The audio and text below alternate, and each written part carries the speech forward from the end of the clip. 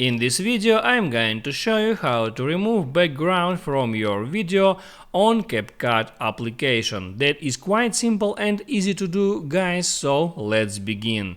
And first open up your CapCut app and hit on plus sign to create new project.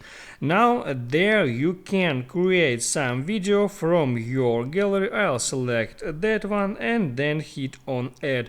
Now you can hit on play to watch this video, and to remove background on that video all you have to do is to select that video row and there swipe for a bit to find remove background. Now you can hit on remove background and basically that's it. Now you can hit play and see what happened. The background was removed on that video. That's how it works, guys. If this video helped you out, don't forget to like and subscribe.